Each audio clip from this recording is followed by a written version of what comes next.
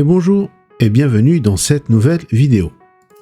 Sur ma chaîne YouTube, j'aime bien vous présenter des distributions Linux comme Zorin OS ou Windows FX que je vous avais présenté sur ma chaîne et également des versions alternatives de Windows comme Windows Atlas par exemple ou Revi OS. Aujourd'hui, je vais donc vous présenter Linux Mint, une distribution Linux très populaire qui a de nombreux atouts et qui peut permettre à certains de passer en douceur de Windows vers un système Linux. Ce petit tuto s'adresse aux utilisateurs débutants, donc si vous êtes un utilisateur chevronné informatique ou Linux, passez votre chemin, vous n'allez rien apprendre de plus avec mon tuto. Par contre, si vous ne connaissez pas Linux Mint ou que vous êtes débutant, là ce tuto va vous permettre d'avoir un tour d'horizon rapide de cette distribution. Il faudrait plusieurs heures pour vous présenter Linux Mint en profondeur, mais j'ai voulu vous présenter cette distribution en une quinzaine de minutes afin de vous montrer les bases. Allez, c'est parti pour ce petit tour d'horizon de Linux Mint.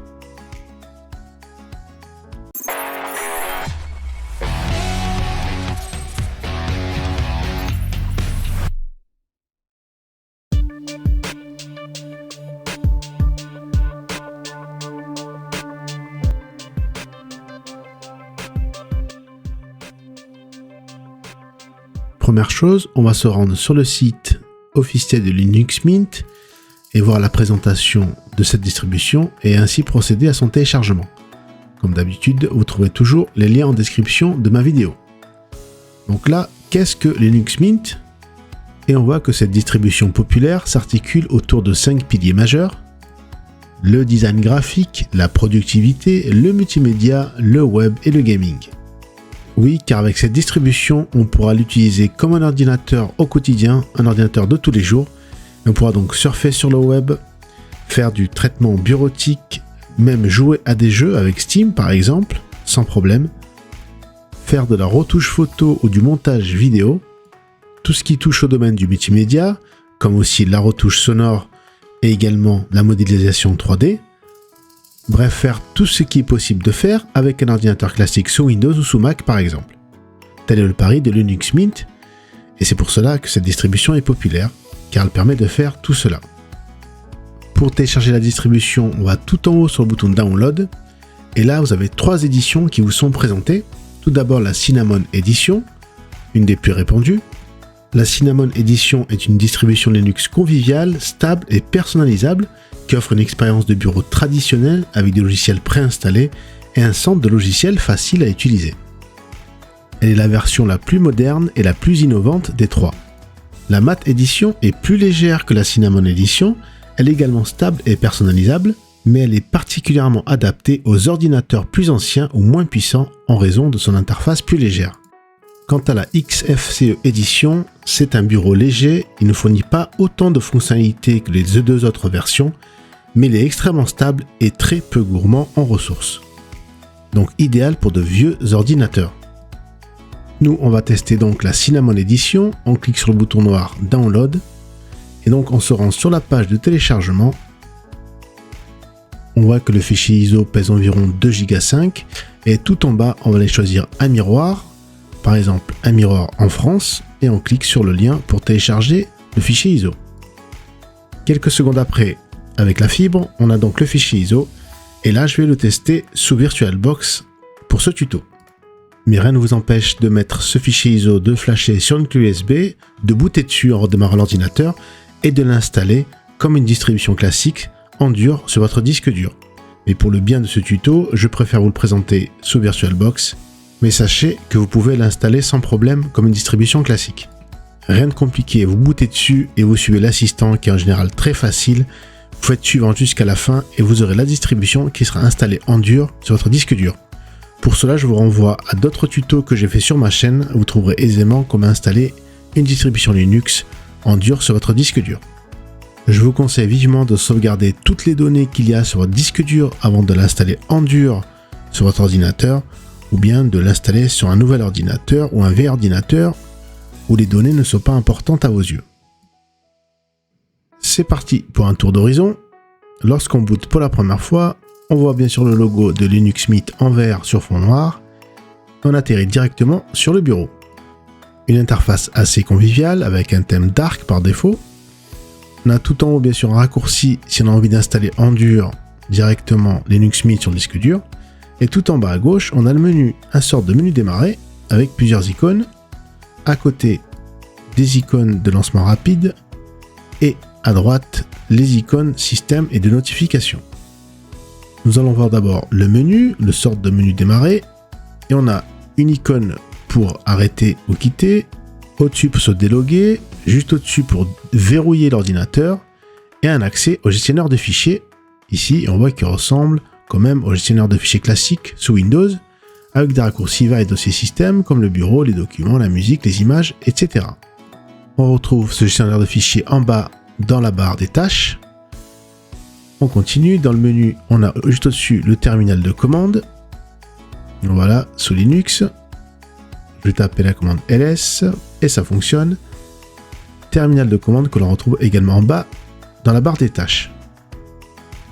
Au-dessus du terminal, on a les préférences système, un sorte de panneau de configuration, et c'est ici qu'on va configurer le système en entier, que ce soit les apparences, les préférences et même le hardware. Tout est concentré ici, on va le voir un peu plus tard. Au-dessus du préférences système, on a le gestionnaire d'applications, la Logitech. C'est à partir d'ici qu'on va installer tout le logiciel, tous les paquets que l'on veut, grâce à ce gestionnaire centralisé et classé par catégorie, et disposant également d'une barre de recherche pour rechercher des logiciels plus rapidement ou des logiciels plus spécifiques. Et on voit que d'emblée, on reconnaît des logiciels assez connus comme Spotify, Krita, etc. Tout en haut du menu, on a un raccourci vers Firefox. Vous pouvez bien sûr installer d'autres navigateurs, mais je vois que Firefox fonctionne et le site Wikipédia également, que ce soit en câblé ou en connexion Wi-Fi bien évidemment. On va voir maintenant le volet personnalisation ou customisation. Pour cela, je me rends dans le menu démarrer, préférences système, et dans apparence, je vais pouvoir choisir quelques critères comme le background, c'est-à-dire le papier peint. Et en cliquant dessus, il me propose certains papiers peints par défaut, classés par catégorie. Et si je clique sur un au hasard, par exemple Indonésia, il va m'appliquer instantanément le papier peint sur le bureau. Vous ne serez pas dépaysé si vous êtes sous Windows car les fonctions sont relativement équivalentes. Si je retourne dans les préférences système, et maintenant si je vais dans thème, c'est ici qu'on pourra choisir le thème principal de votre environnement graphique avec le choix des pointeurs de souris, vous en avez plusieurs. C'est un peu futile mais c'est toujours bien d'avoir un bureau assez plaisant sous les yeux. On peut choisir le type d'icône pour les applications, pour les barres d'état. Là aussi, vous avez plusieurs thèmes que vous pouvez appliquer, plusieurs thèmes, plusieurs couleurs, plusieurs variantes. Également pour les icônes. Et sachez que, historiquement, Linux Mint avait une variante de couleur verte pour la couleur principale.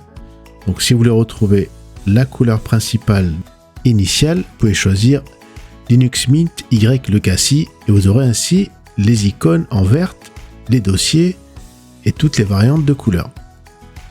Et enfin, vous pourrez choisir également le type d'icône pour la barre des tâches et le menu démarrer.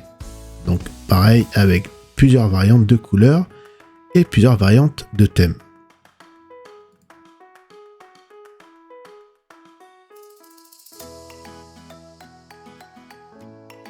Dans Add Remove, vous pouvez bien sûr télécharger des nouveaux thèmes qui se trouvent sur internet. Et là, il y en a une pléthore.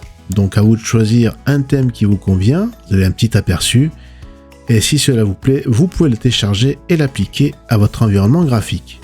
Donc on ne se contente pas que des thèmes préinstallés, mais vous pouvez également en télécharger.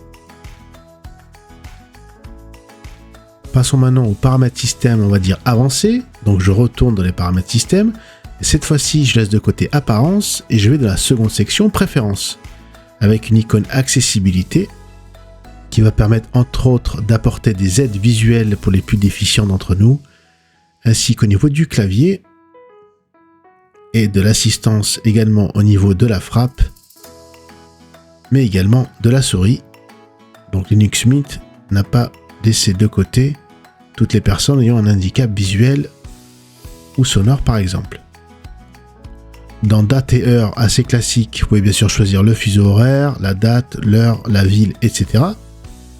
Dans bureau desktop, vous pouvez choisir quelles icônes seront présentes sur le bureau, comme la corbeille, le dossier home de départ, l'ordinateur, etc. Et même choisir s'ils apparaissent sur tous les écrans ou uniquement sur un seul écran principal. Dans général, vous aurez des options, on va dire, assez classiques, comme la gestion de la mémoire du bureau. Si jamais la mémoire utilisée arrive à un certain seuil, il peut redémarrer automatiquement l'environnement graphique, donc ça c'est un plus. Dans Online, vous pouvez rajouter des comptes, comme des comptes Google, Microsoft, Exchange, IMAP ou POP. À la manière par exemple d'un Mac, vous pourrez ajouter tous vos comptes Internet, donc ça vous le retrouvez dans Online.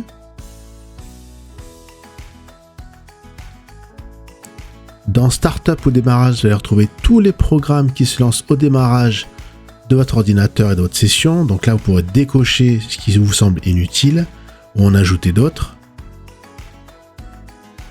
Et enfin, si on descend plus bas, la troisième section, on a Hardware. Vous avez par exemple la gestion du Bluetooth. Vous pouvez ici ajouter aisément un périphérique Bluetooth comme une souris ou un clavier. Dans Disque, vous avez la gestion des disques, avec bien sûr, ici, vous pouvez donc formater un disque, le préparer, le partitionner, etc. Et même avoir des informations sur le disque, à la manière d'un gestionnaire de disque sous Windows ou sous Mac. Dans Display, écran, on pourra donc choisir la résolution, la fréquence de rafraîchissement, le zoom, tout ce qui est en rapport avec votre moniteur. Et dans Paramètres Settings, vous aurez d'autres paramètres avancés afin de peaufiner votre expérience visuelle. Dans Souris Trackpad, vous allez pouvoir paramétrer aux petits oignons votre souris et votre trackpad. Donc ça, c'est similaire à Windows ou à macOS. Je ne vais pas m'approfondir là-dessus. Et dans Networks Réseau, vous allez pouvoir configurer votre connexion filaire au Wi-Fi ici directement et même rajouter des connexions de clients VPN en faisant le petit plus en bas. Donc tout est pensé jusqu'aux connexions VPN. Dans la gestion de l'alimentation, pareil, vous allez pouvoir choisir au bout de combien de minutes vous pouvez suspendre l'ordinateur ou l'écran. Dans les imprimantes, ici vous allez pouvoir rajouter des imprimantes. Bien évidemment, avant il faudra installer les pilotes de votre imprimante. Et dans Système Information, vous avez toutes les informations, on va dire, de base de votre système avec la version de Linux Mint, ici la 21.1. Icône très importante dans l'administration, c'est Driver Manager, la gestion des pilotes. En lançant la gestion des pilotes, ici il va vous dire si vous avez besoin de mettre à jour des pilotes et ce n'est pas le cas. Pas besoin de mettre à jour les pilotes, donc ça c'est très important, surtout si vous voulez jouer avec Linux Mint. C'est ici qu'il faudra mettre à jour vos pilotes, comme ceux de la carte graphique. Dans Firewall, vous avez la gestion de votre pare-feu qui est lié à Linux Mint, et vous pouvez donc y associer et ajouter des règles par exemple, et vous avez même un journal d'activité. Et enfin dans Utilisateurs et groupes, c'est ici que vous avez la gestion des utilisateurs de votre système. Vous pouvez ici en ajouter ou en supprimer, et leur associer un type de compte comme standard ou administrateur et gérer les mots de passe. Je ne l'ai pas précisé ici, je l'ai installé en anglais, mais bien évidemment, quand vous l'installerez en dur, vous pourrez choisir la langue en français, ne vous inquiétez pas. Autre volet très important, passons à la gestion des mises à jour pour que votre système soit toujours à jour et être protégé des menaces. Vous allez dans le menu démarrer et dans toutes les applications, vous allez tout en bas dans Update Manager ou dans gestion de mise à jour. Et là, vous avez un centre unifié pour toutes les mises à jour. Pour la première fois, vous faites OK. Il va recharger pour vous les premières mises à jour. Et ici, c'est très simple. Il suffira de cocher ou de décocher ce que vous voulez installer ou non. Et ainsi, en permanence, il va tourner en tâche de fond. Vous aurez votre système à jour. Et vous pourrez donc cliquer sur Installer les mises à jour. Et vous l'installera pour vous. Un sorte de Windows Update qui tournera en tâche de fond pour vous. Passons à la Logitech, au gestionnaire d'applications, afin d'installer le logiciel que l'on veut. Donc toujours dans le menu démarrer, et je clique sur l'icône Logitech, ou gestionnaire d'applications, Software Manager en anglais. Et là, c'est classé par catégorie, les accessoires, les fontes, les games, c'est-à-dire les jeux, tout ce qui est graphique, tout ce qui est bureautique, internet, programmation, éducation, etc. Donc là, rien de compliqué. Vous naviguez à travers le gestionnaire de paquets. Vous choisissez votre application et en cliquant dessus, vous avez quelques photos descriptives. En bas, un texte. Et ainsi que des avis sur le logiciel. Donc là, c'est très facile, c'est LibreOffice. Donc c'est assez positif. Et vous cliquez tout en haut à droite sur Install.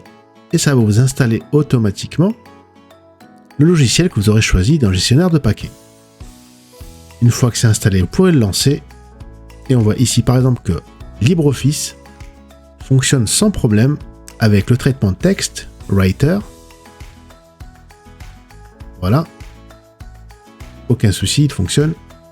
Si je relance LibreOffice, donc vous allez le trouver dans Démarrer, il va être classé automatiquement dans Office au bureautique avec tous les raccourcis. Et là, je peux relancer directement le gestionnaire LibreOffice, le gestionnaire unifié, et je peux lancer par exemple Spreadsheet, le tableur, et je vois qu'également il fonctionne. Donc vous avez vu, en quelques clics, via le gestionnaire de paquets, via la Logitech, on peut installer des applications.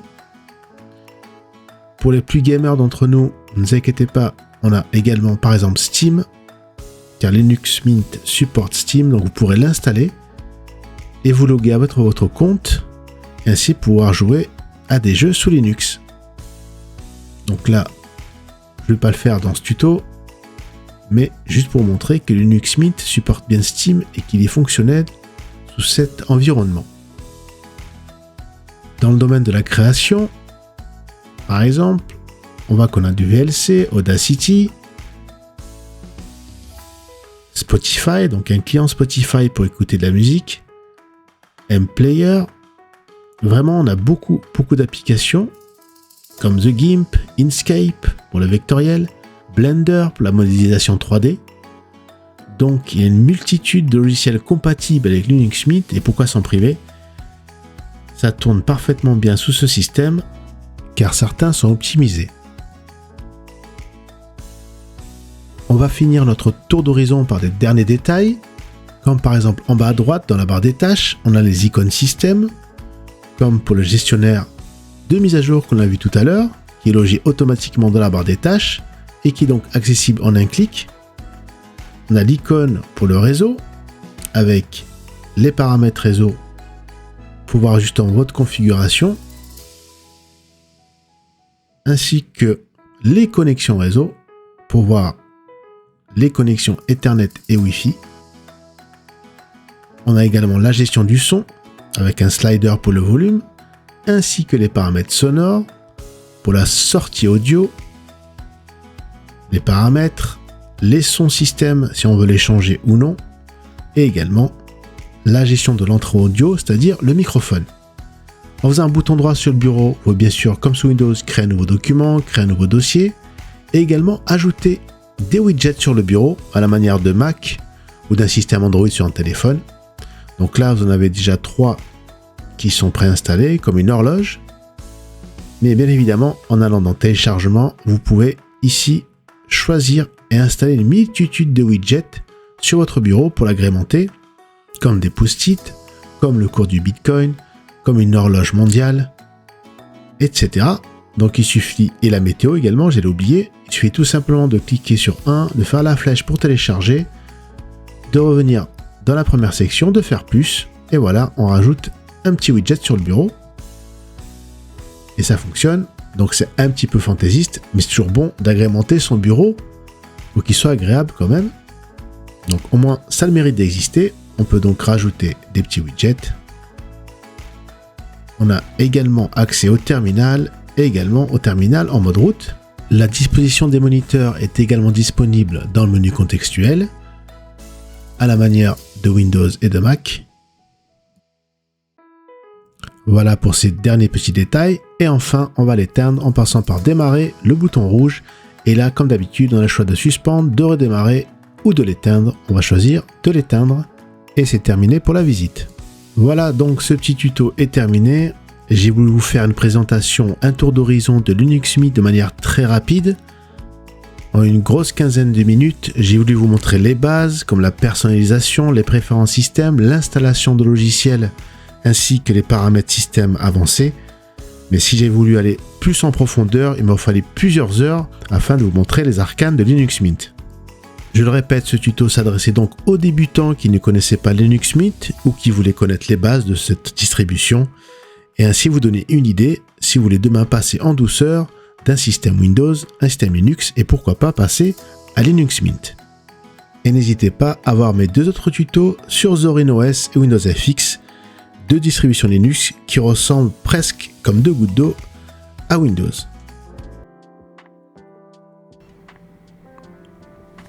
N'oubliez pas de laisser un pouce bleu si la vidéo vous a plu, de vous abonner si ce n'est pas encore fait et d'activer la cloche de notification pour ne rater aucune de mes vidéos. Merci et à bientôt pour une prochaine vidéo.